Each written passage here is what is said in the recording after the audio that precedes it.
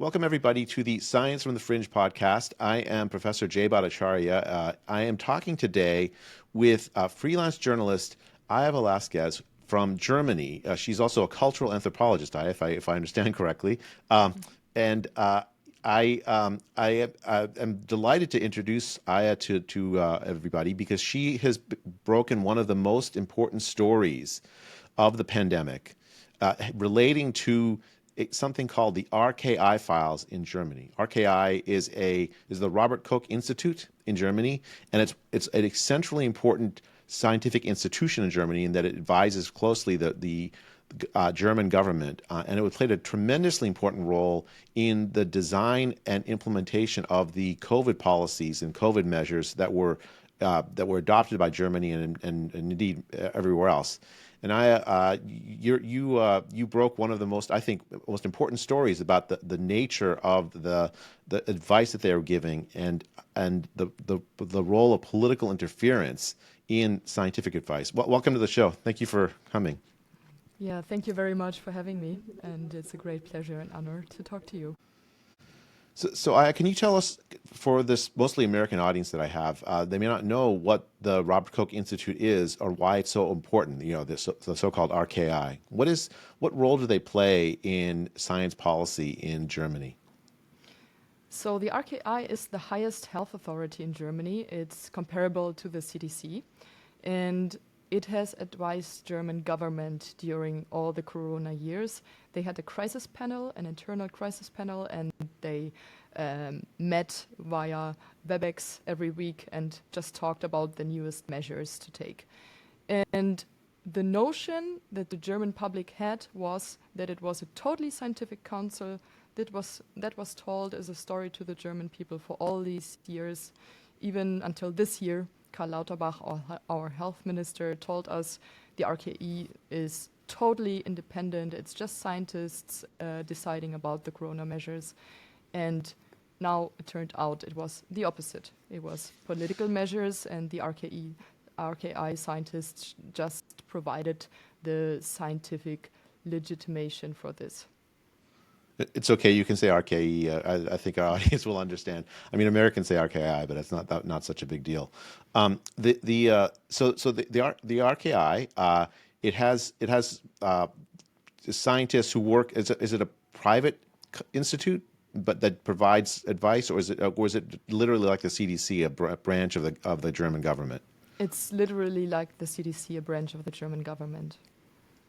And the story that the German population had been given in newspapers and elsewhere was that the scientists at the RKI, some of the most prominent people in public health in Germany and in the world indeed, had been carefully sifting through the evidence and had arrived on the kinds of policies that Germany adopted during the pandemic. Policies that included lockdowns, closing of schools and businesses, mask mandates, vaccine passports, a whole host of policies.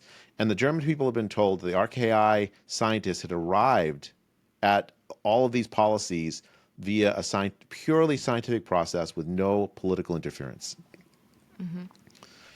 What was the German press? How did they report on during the pandemic, before the revelation of these RKI files that we're going to talk about shortly? How did the German press report on the advice that the RKI was giving?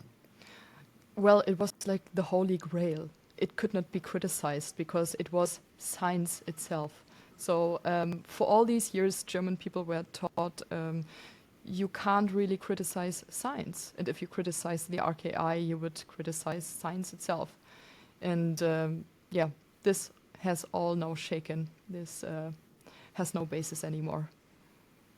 Yeah, that's shocking. Especially since I think if the power that science has in shaping public opinion and in shaping the policy, the actual policies adopted by the government, it's enormous. It's very difficult to counter If you're a regular person who's being harmed by, for instance, your children are harmed by the schools closing or something, and you're told that science has determined that this is the right policy. That's the best way to protect health. You would normally expect that these scientists would have no political interference, that the advice that they would give would be based simply on what the data and scientific analysis showed. So who are some of the key players in the RKI? You mentioned somebody named Karl Lauterbach, who was the health minister. So he's not in the RKI. He takes advice from scientists in the RKI. Who are some of the key scientists involved in the RKI that advise the COVID pandemic policies? Well, the most important figures that were presented to the public were always the heads of the RKI. So first it was Lothar Wieler. It was the former president of the RKI. Now we have Lars Schade, who was the vice president at that point in time. Lars Schade is also quite an important figure inside the institute because, as it turned out, he was the person that uplifted the risk assessment in March 2020. And it was kind of a riddle because the risk assessment, the person that was written there who lifted the risk assessment up was redacted in the first place. So that gave room for a lot of speculation. And because the magazine that applied for these documents in court had asked if there was additional material accompanying the files, some documents that can prove why this would be necessary, they found out, okay, there was no additional material, so they just uplifted the risk assessment without any further documents. And because the name was redacted in the first place, people were speculating if it was an external figure and then which figure it might be. It was just the boring vice president of the RKI. But since there is no internal members of the staff involved in this decision, like no staff members of the RKI decided about this risk assessment enhancement, it is still believed that this was a purely political decision, but not all the information can be taken away from the RKI files. We just know, okay, they just uplifted the risk assessment from one day to another, but we don't know who really gave the order for this. So just to give context, then, so it's March 2020, COVID is people. The world around is scared of COVID. In Italy, there's a massive outbreak. The RKI releases a risk assessment about what to do about COVID in March of 2020, and the advice they gave is to lock down. And the question is, on what scientific basis did they make that determination? What risk assessment did they do about the harms and about the harms of the lockdown, the evident harms of locking down?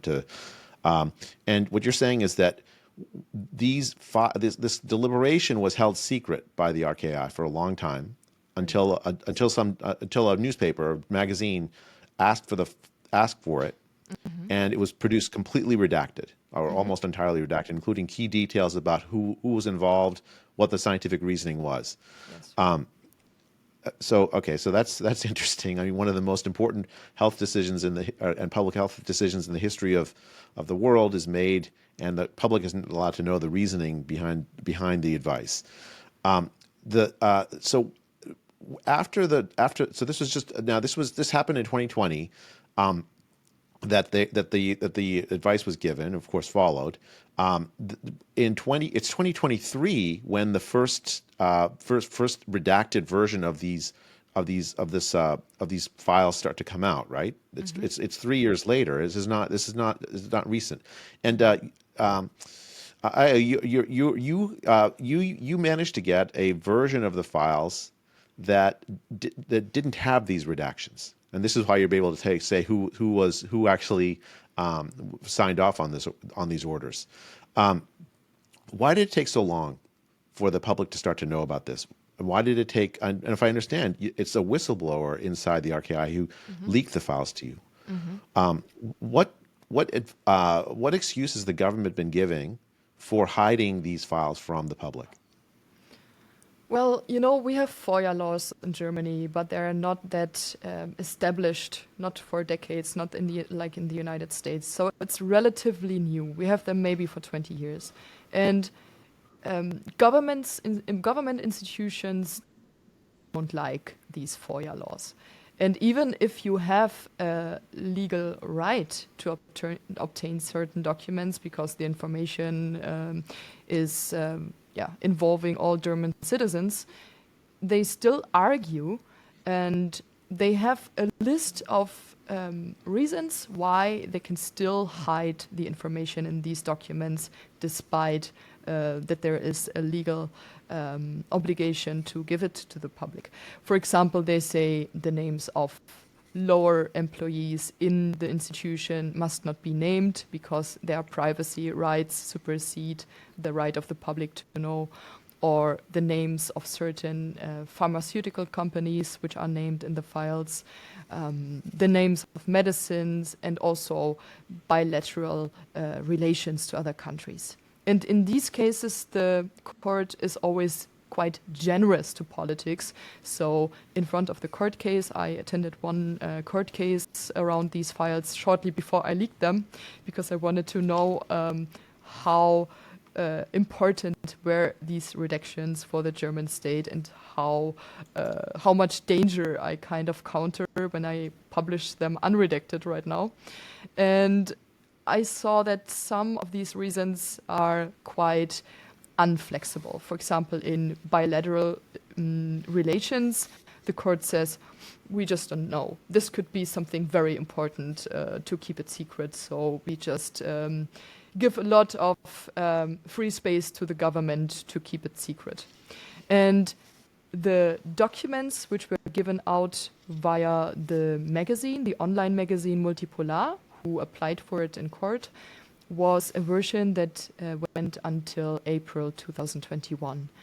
And I think that the whistleblower just came to me because the documents were in the media because of this court trial. So it was already discussed in the media, and I was just one of many journalists trying to analyze the files. And I was speculating about names which were redacted like anybody else. And one day I just received a message by someone who sent me a screenshot, unredacted. It was kind of a boomer screenshot, so someone was sitting in front of his computer and just taking photographs of his screen. And in this moment, I was paralyzed totally, because I thought, okay, if I get a screenshot like this, it must be a person which is sitting in the institute right now, because otherwise you could not send me this kind of unredacted screenshot. And I was getting very nervous and thinking about how can I make this person give everything to the public. And it didn't take long, and we just found to a solution. Like, the person was willing to give all the material out. It was a person who was working in the RKI and who had very critical views about the behavior of the institution in the last years. The person was not happy with the corona policies and the measures which were ordered because of the recommendation of his or her institution. And I think the person sensed a certain sense of guilt and wanted to give something back to the German public. The person trusted me, obviously, otherwise wouldn't have come to me. And from this moment, when we just had an agreement, yes, we want to leak this material, I just thought about the logistics, how to make it safe. And I organized an IT specialist who established a system for me to communicate safely with that person, so we could not be controlled via, online supervision. And the trick to get the material out of the RKI was to use the archive, because the archive is the onlyest part of was the onlyest part in the institute which was not tracked. It was the onlyest way to get the material out, and we used this, and the institution knows how we did it, but they still can't find the person. They know that we went the way over the archive, but because it was not tracked, there's no option to find out who is the whistleblower. You know, the closest analogy I can think of in journalistic history is the Pentagon Papers, which was released, I think, to the New York Times in it was a secret history of the Vietnam War leaked by a contractor for the federal government, and it was a tremendously important document because it told the American people about what the government was actually thinking about the war, ideas and facts that had been hidden from the American people for a decade. It really strikes me that this story has that kind of resonance. Well, I don't know if Germany is that important. So, yeah, but you're right. I mean, the relevance of the papers is huge because it's concerning for 84 million people in Germany. And over a long time span, it was the institution deciding over the restriction of basic rights of German citizens. So the implications are huge, you're right. But I think Germany is just not such an important country. I mean, I don't want to disagree with you unnecessarily, but I do want to disagree with you about that. I think first, Germany is important in itself, but also the German COVID response had a tremendously influential role in other countries' COVID responses, right? The fact that you have as prestigious an institute as the RKI, which has this long storied history in science, signing on to the COVID measures, you know, the lockdowns, the school closures, and all that, I think it played a tremendously important role in other countries, including I think the American CDC, in saying, okay, well, if these scientists in Germany think that this is the right thing to do, well, then we have to like, you know, we can take it for granted that we should start from that position. I mean, the scientific basis of it, of course, was very, very important, but that was not articulated, just the conclusion. And so, like, go back to something you said earlier, which I think is very important. So in March of 2020, the German government announces, based on the advice of the RKI, that they're going to lock down Germany. And the reasoning behind the lockdown that the RKI had used was not at the time revealed to the German people, was it? I mean, it was just the RKI has recommended that Germany lock down, and then Merkel is following the advice of the RKI, and the lockdown happens. Is that roughly right?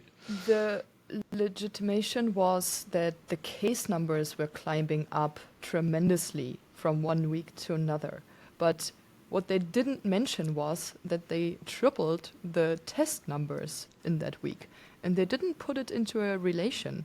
So, I mean, just tripling the test numbers, you could always create a very big jump of cases. These numbers are just totally useless when they're not put into any relation with anything. So it was kind of a trick that they used, just referring to the higher numbers and not telling people how much they had augmented the test numbers at the same time. And this was basically the risk assessment the onlyest reasoning behind it.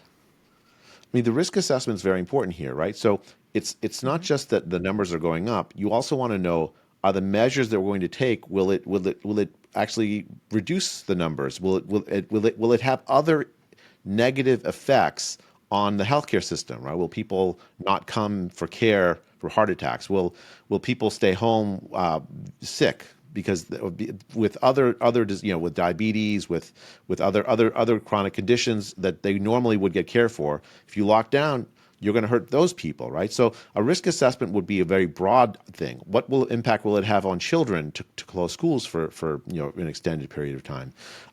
The risk assessment is broader than just the case numbers. The risk assessment should include a whole host of social outcomes that are considered.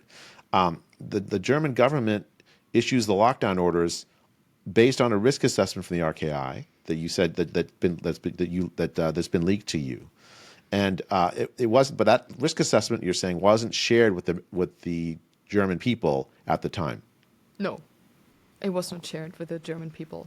It was just Angela Merkel stepping in front of the people and saying this is necessary now. And because you mentioned the school closures, what we find out now, studying the RKI files, is that in the RKI there were people like you, Jay, like people who knew what was right to do in epidemiology, and for example, they were against school closures. One day before the school closures were announced by our primary health expert, Christian Drosten, who was the most asked expert at that time in Germany. He recommended school closures on March the 12th, 2020. And just one day before, you can read in the files that they do not recommend school closures except for very heavily affected areas. But then, shortly after, school closures in all over Germany were put in place. And what the RKI said internally did not have any meaning at all, as if it didn't exist. And this is like the red line that you can follow through the entire time frame from 2020 to 2023. It's the overarching theme that the RKI had more knowledge than it shared with politics, or maybe in some instances, I think they were just, they didn't have enough courage to say no and to stand up for scientific vigor and just say no to politics and say, from our scientific standpoint, this is not feasible and this doesn't make sense. I wonder why. I wonder if it has to do something with the German mentality, like strong hierarchy, and that the inferior level doesn't dare to say no to the upper level, that it has to do with our mentality. And one hint in the protocols on May the 5th, 2020, where they say, well, if we don't get along, there is the danger that the German government will maybe not ask us anymore at all. So they were kind of scared that the German government would then find indicators which would even make even less sense than the ones that they had to participate in. So they decided to participate in bad solutions instead of not participating anymore. Can we explore just a bit the role of Christian Drosten, because I think he's a very, very important figure in the corona measures that came out. So first, who is Christian Drosten? Yeah, Christian Drosten is a virologist, and he is, I think, one of the virologists with a very high age index. So he kind of plays in the international field. He is one of the star virologists that we have in Germany, and I think this reputation is also correct. Like, he has these achievements, of course. The problem is, as for all virologists, they are not epidemiologists, so they kind of know a lot of stuff about viruses, but not necessarily about the way that the virus will behave in society. And our structural problem was that we only listened to virologists during the corona crisis, and epidemiologists overnight had basically nothing to say anymore. So he's a basic scientist who does virology. Mm-hmm. Why was he weighing in on school closures on March 12th, 2020? And what role did he play in advising the German government? Obviously, apart from RKI, he's an academic, right? Mm-hmm. Why did he play such an outsized role in the German government's decision making? Well, I cannot look into his head, so I don't know what went on in his head, why school closures were so important for him. I can just, consider what he said in public. And right from the beginning, he was kind of advocating for school closures for reasons I can only guess about. For example, in April 2020, he presented a study of school closures that made sense in his eyes, but this study was focused on influenza. So he had no data on COVID-19, but he said, okay, look, here's this influenza study, and German politics just reacted overnight. So whenever Christian Drosten opened the mouth and said something, it was kind of the law, as if science itself had talked. Like Right. Anthony Fauci also said, I represent science itself. So Well, it's it's like funny our because Fauci in Germany. at one point, he attacked me and Martin Kulldorff of Harvard and Sunetra Gupta of Oxford, the three of us that wrote the Great Barrington Declaration. He called us pseudoscientists I because know. we disagreed with him. I mean, Yeah. it was absolutely shocking to me that a scientist would behave in such a way, especially a scientist that evidently does not have the expertise to understand what effects school closures would have, not just on the virus spread, but on the impact on the children that were locked out of school for so long. And so what you're saying in March 2020, when Drosten said that schools should close, just the day before, the RKI scientists, who do have a lot of this expertise, had said don't close schools except in high risk in areas where the disease is spreading very, very rapidly, and then only for a short period of time. Yes, So exactly. he ignored the RKI's advice, I don't scientific know assessment. if he even knew about it because that they shared in their internal crisis panel, and he was not part of this panel. This is true, but I think there must have been a lot of exchanges between them. He is also named very often in the files, and they also disagree with him. There are interesting things that they tell about Christian Drosten as well. For example, he saw public transport as a cluster that had to be supervised, and the RKI members did not really understand, why does he see public transport as a cluster? I mean, people go in and go out, it's changing at every... What does he mean by a cluster, and how can we even prevent infections in this area? So there are some parts where they just wonder about what Christian Drosten just said and what it all means. But the RKI stayed quite stable in this position that school closings were absolutely useless.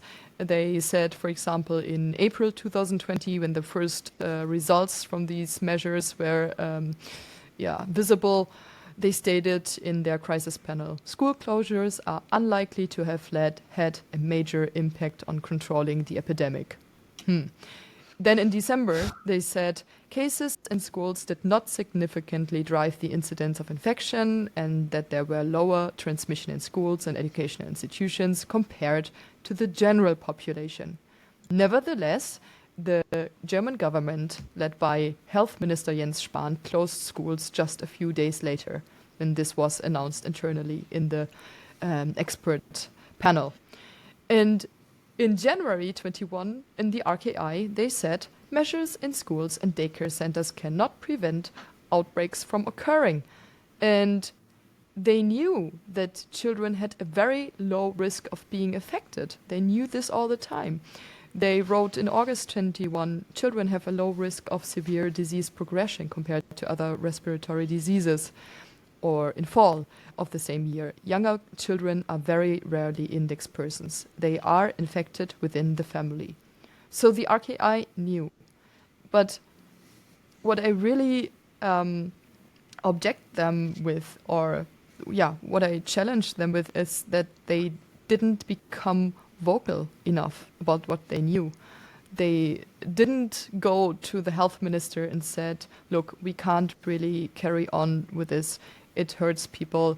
Please stop it. We as a scientific institution cannot really do this anymore. And there is this right, even for state employees, to do this. You have the right to remonstrate at any time. So I think in a historically decisive moment, even if the RKI had reasonable people who knew that the measures were bullshit, I think they failed in scientific terms because they failed to get vocal about it and to say no to German politics. I saw this self-censoring of scientists all around the world. the pressure on scientists to go along. It was, you mentioned earlier that maybe it's a specifically German thing to follow hierarchy, but I think I saw this worldwide. That the pressure on scientists to stay in line with what everyone thought was the correct path, which turned out to be the incorrect path, the lockdowns, the school closures. The pressure to say that those things were the right thing to do was absolutely enormous, even if your scientific expertise would lead you to say no, they're wrong. Right? The Great Barrington Declaration, when we wrote it in October of 2020, I think the main reason that it was received by people like Christian Drosten with such vitriol was because it exposed the fact that there were many scientists that disagreed with the policies, with the corona policies, that the scientific evidence didn't support them, that honest risk assessment didn't support them. Certainly for school closures, you could look at neighboring Sweden and see that the school closure, keeping schools open in the spring of 2020 had done no real particular damage. Germany wasn't doing much better than Sweden at that time. And of course, the impact of the school closures on the children of Germany were enormous, and that impact, that negative impact, was avoided by the Swedish children because they didn't close schools. So it's one of these things where the pressure on scientists to stay silent, even though they knew better, was absolutely enormous. I can understand the frustration of the RKI scientists. What's surprising, I mean, maybe surprising is the wrong word. What's shocking in some ways to me is that the government didn't feel responsible to the people to say, look, our scientists are telling us, are disagreeing, right? There's some scientists who think that you should close schools, and here's a lot of scientists that don't think they're not. And here's the evidence. And here's the decision we're going to make based on this debate. Why didn't they hold debate? And I'll tell you, it's because if they had held a debate, they wouldn't have been able to close schools. They would have lost that debate. Mm-hmm. Absolutely right. Yeah. And recently there was a debate in German newspapers because the mainstream journalists had to admit, okay, we learn now from the RKI files that some decisions may not have been that scientific as we thought, and they kind of looked for safe ground to explain why it was still the right way to go. And they said, yeah, look, it was not correct to say that, for example, pandemic of the unvaccinated, but just at that point in time, politicians should have explained measures better. For example, when they put up FFP2 mask requirement for the entire winter of 2021-2022, they should have said honestly to the people, well, we do not know the evidence, probably there is no, but we still put up the mandate right now because it could work. So that was their excuse. They should have done the same measures, but they just should have explained it more honestly to the people. But I say, okay, this is a contradiction in thinking, because if they would have explained it honestly right from the beginning, there wouldn't have been these measures, because the social acceptance and the political acceptance wouldn't exist for that. So all these kind of retrospective excuses that they find now seem to be a little bit ridiculous, to be perfectly honest, because it's just kind of protecting the government. I also don't really understand what these journalists are doing there, because it's not their job to protect the government retrospectively. Yeah. Can we explore just a bit the vaccines in Germany and the vaccine mandates? Mm-hmm. So the vaccine rollout, I think, in Germany starts in January 2021, late December 2020, mm-hmm. Just like the initial uptake was actually pretty good, especially in older people,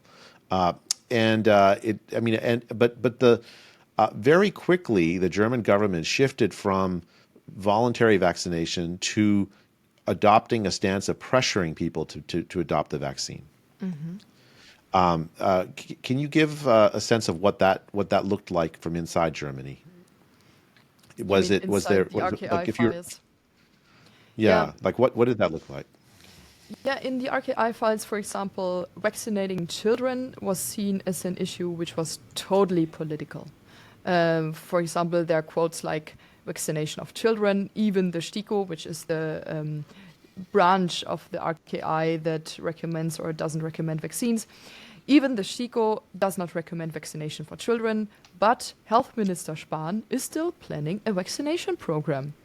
Or in May the same year, pediatric associations are reluctant to vaccinate children. Politicians are already preparing vaccination campaigns so that the relevant age groups are vaccinated by the end of the vacations. And in the beginning, the RKI was against mandatory vaccinations, but I have to admit, unfortunately, they changed also during the time frame. I think it's a way of escalating themselves into a way of thinking they did not have before. But when over all these years, this way of thinking was expected from them, I think they took it up like a new ideology they had to follow, and they incorporated these ideas over the time. This is how I explain this to myself, at least. I mean, I think I think you're right. I think what happens is, even as a scientist, especially a scientist working for an institution like RKI, you face tremendous pressure to go in line with the government, even when the government isn't explicitly pressuring you. Exactly. Right? So, because it's an act of bravery to say no, the government's wrong, even though it may be your obligation as a scientist to say it. I'm curious though, like the evidence regarding whether whether the vaccine stopped you from getting COVID, right? The fact was that by, I don't know, late spring 2021, it had become very clear from many studies around the world that the vaccine waned in efficacy. It may protect you for a short time, but for within just a couple of 3-4 months, the efficacy against infection drops very sharply. So, for instance, I got the COVID vaccines in April 2021, and then 3 months later or 4 months later, I got COVID. That was the experience of many people, I think. And so the question is, when did the RKI scientists know that the vaccine was waning in efficacy? And then, what did they tell the government, and how did the government respond to those facts?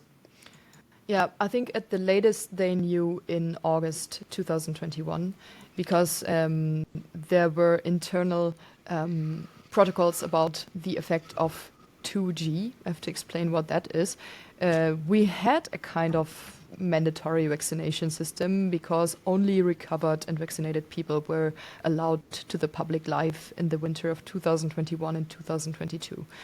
Unvaccinated people could basically just go to the supermarket.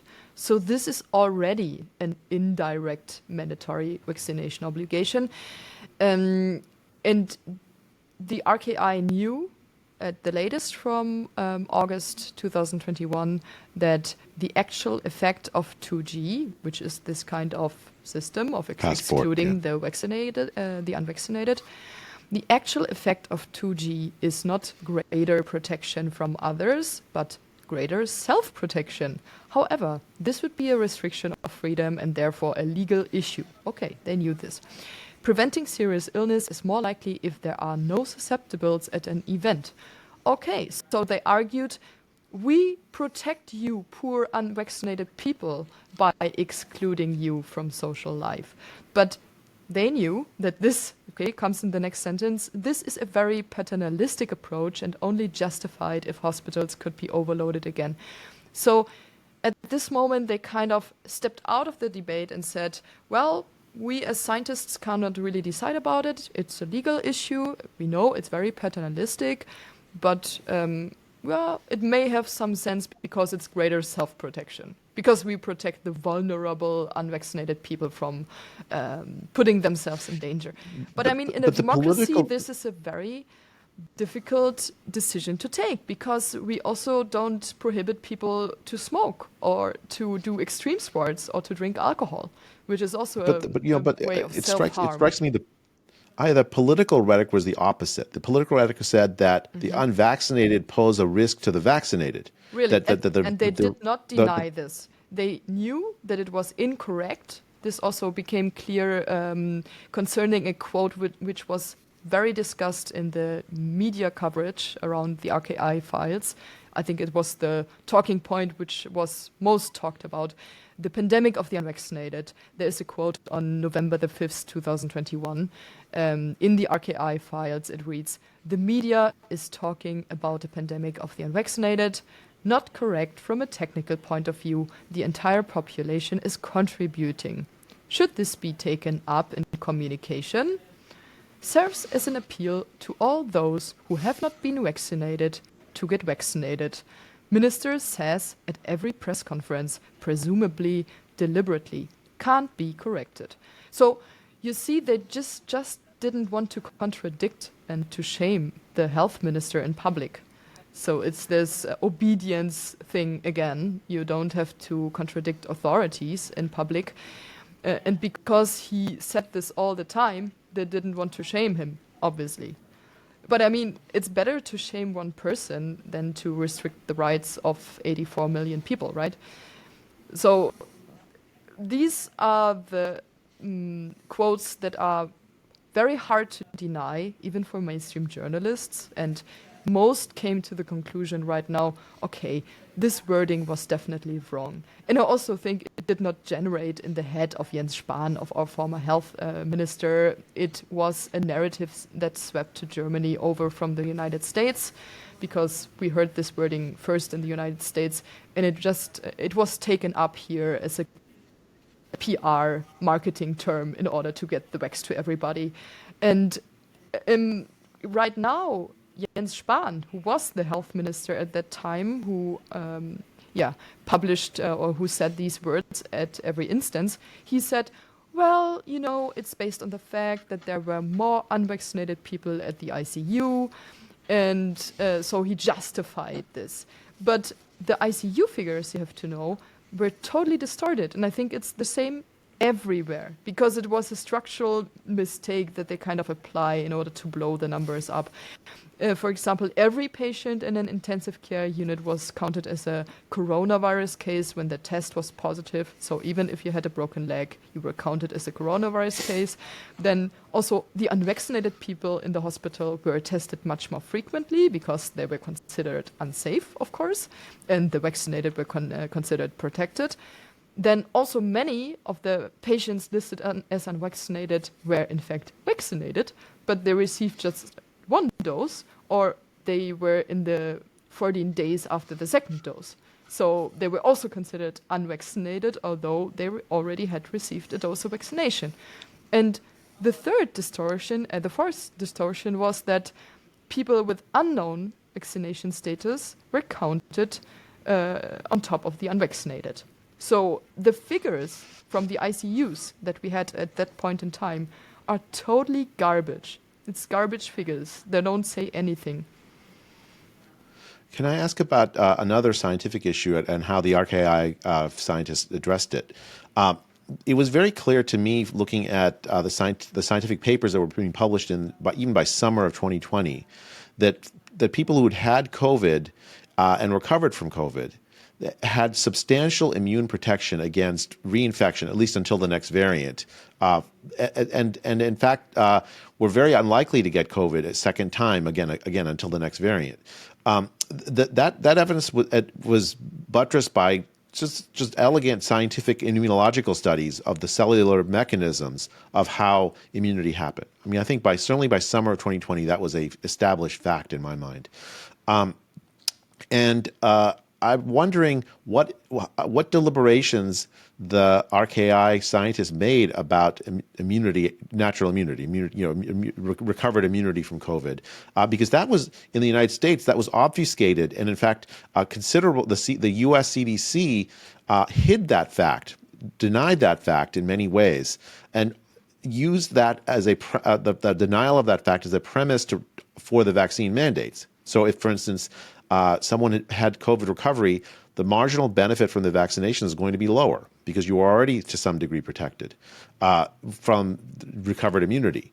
But the U.S. CDC and the political establishment in the U.S. denied that reality. How did that?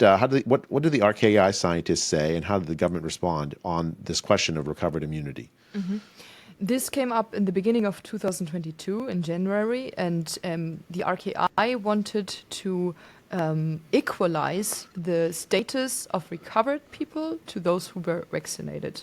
So they thought it would be interchangeable immunity, like the same. But the health minister at that time, which was Karl Lauterbach, was against that.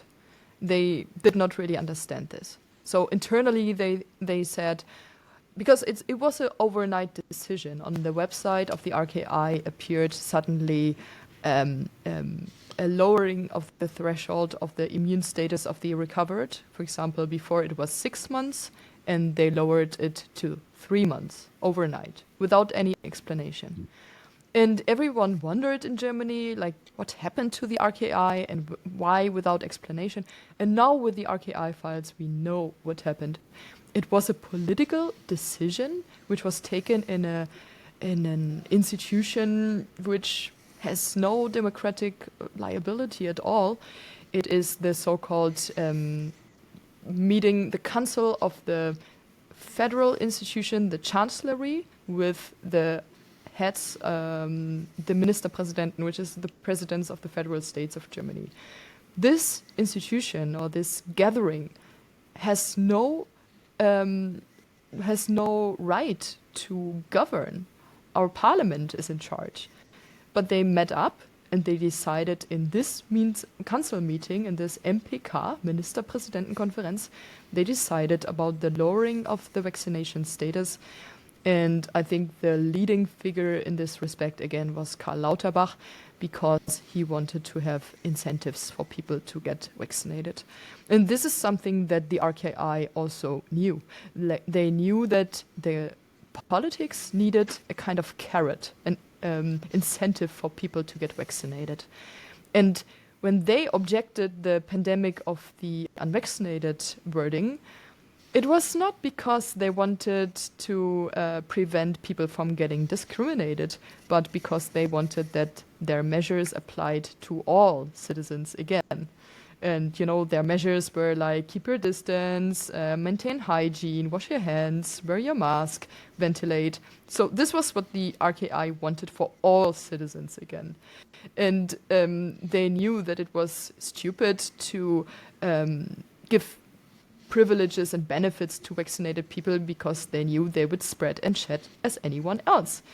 But they understood, and they were in a kind of dilemma, that politics wanted these benefits. They wanted them.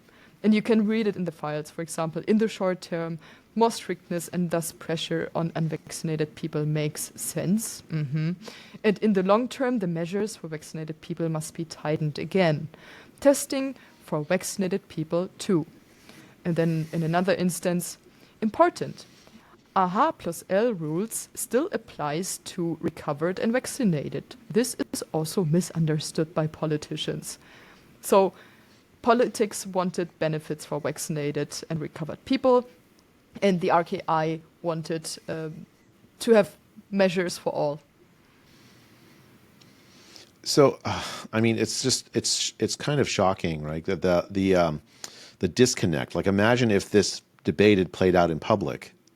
What happened, really, in my mind, was that the politicians, and to some extent some of the leaders in public health, like Karl Lauterbach and others, they decided that that fooling the public about the state of the science was a legitimate ethical thing to do.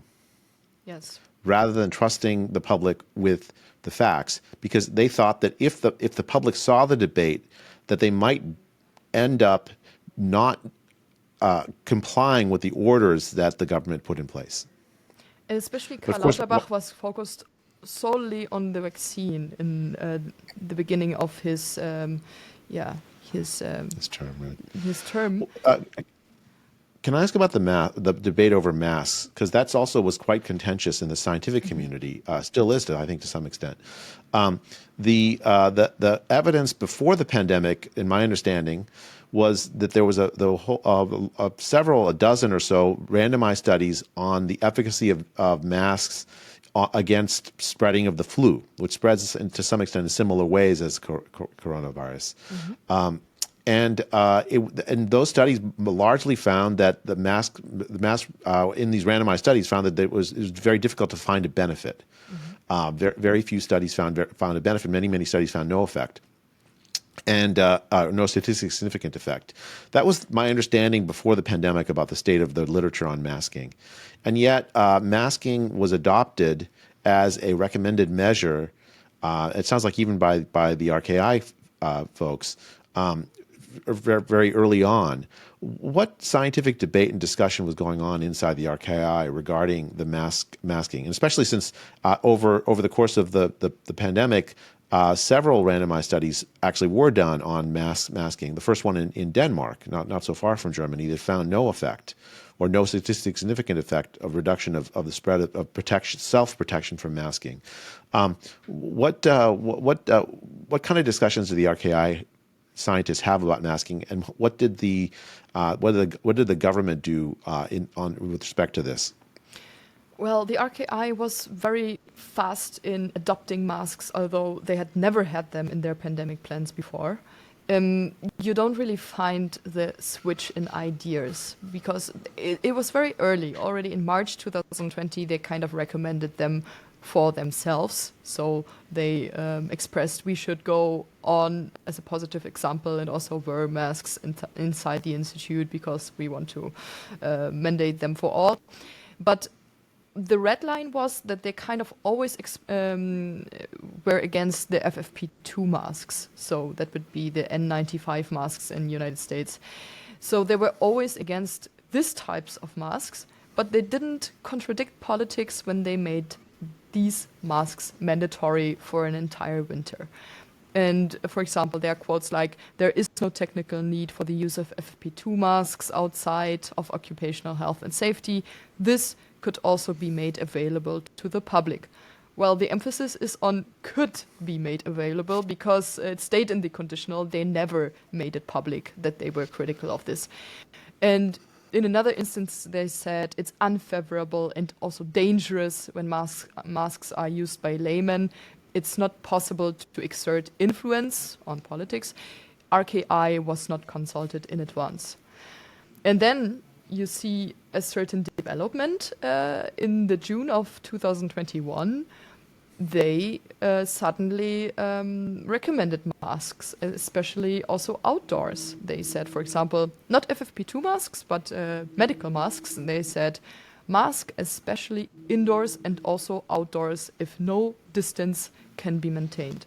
And this has a lot of implications because in Germany, gatherings outside in the public were prohibited for quite a long time. And this also focused on political gatherings. So political gatherings of the opposition were prohibited by saying, you don't wear masks, we already know this. This is our experience from the past. We already know that you won't wear masks again, so we can prohibit your demonstration because we know you don't behave. And the RKI recommended masks even outside. So nowadays, it's consensus in Germany again that masking outside is total bullshit. Even our actual health minister, Karl Lauterbach, admitted already in the winter of 2023 that masking outside was a draconian measure and that it would not be implemented again, and literally nonsense.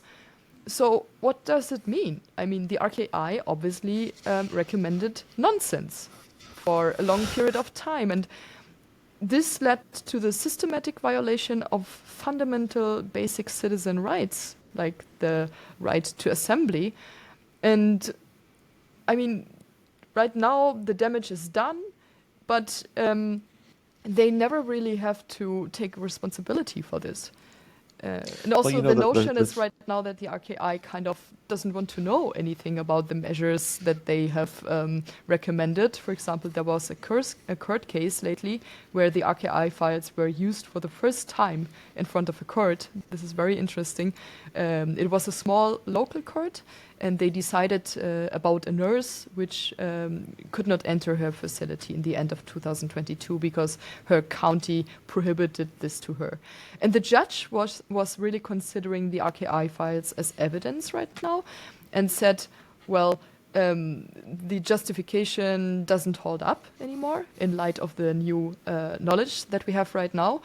And he even invited the actual head of the RKI to the court, and he had to give a statement. And what he said was quite interesting. When he was asked, for example, about the risk assessment, like what was the risk assessment, he knows that the RKI files are in the public anyways, so he kind of fled to the forefront and said, well, it was a political management decision. He said that in court. All these years, it was sold to us as a scientific decision, and he was now confronted by a very good judge and asked him, what does it mean? Well, political management decision. So now we have it black and white.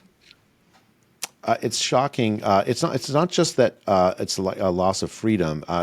It's also, it has medical and epidemiological effects to essentially exaggerate or misrepresent the data on masking, right? So you had a recommendation of masking even outdoors, contrary to what, or sort of certainly exaggerating far beyond what the actual scientific data said. And the thing is, the public would respond to that by thinking that they're safe with a mask. Even vulnerable people will think they're safe with a mask when there's not really solid scientific evidence that they are safe with a mask. So it has health effects, negative health effects potentially among the most vulnerable people also, as well as fundamentally undermining the confidence the public might have in the scientific institutions of the country. Correct. So yeah, I think it's shocking. Well, we're running up on an hour, and I promised you I'd only keep you for that. But it's been absolutely amazing to hear your description of what's happened. I wonder what's next. What are the next steps in Germany? How do you anticipate? Because the story it's been a big story inside Germany, although Americans haven't really heard so much about it. What do you anticipate happening next? Are there going to be a government reaction to this? Is it had some political resonance? Has the RKI decided that it's going to? How has it responded to these revelations? Yeah, it's a big question.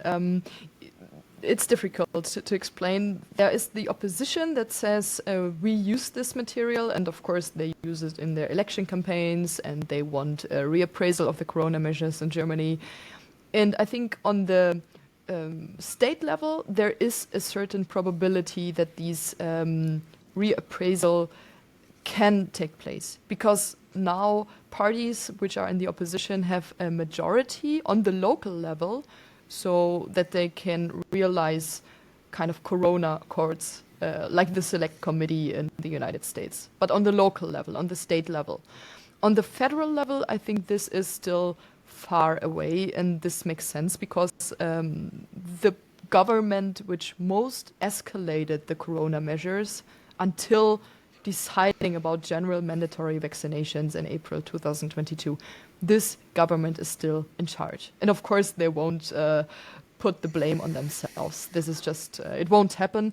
But what is interesting after this court case that I told you about, the local court redirected the legal norm, back to the Federal Constitutional Court.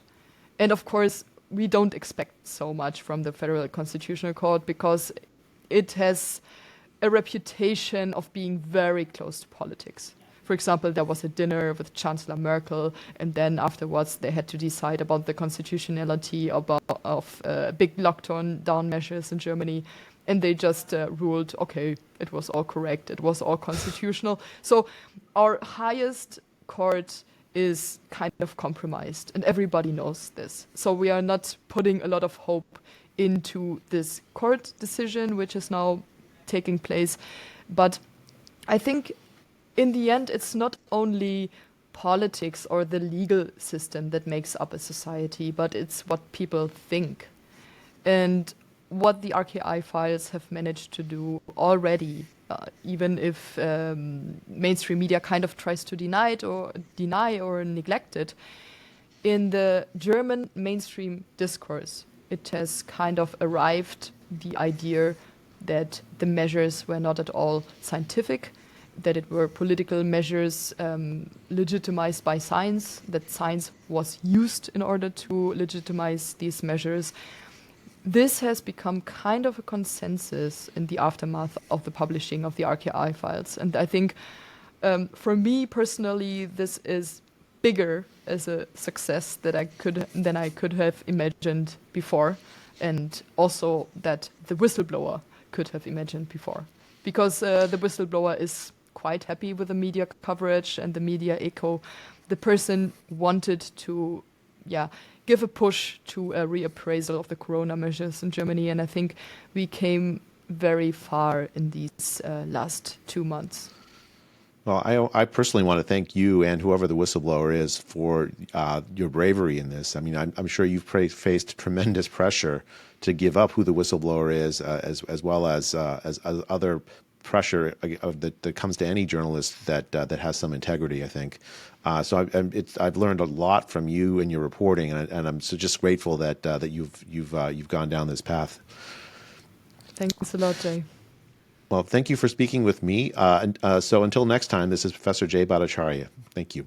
Thank you. Bye.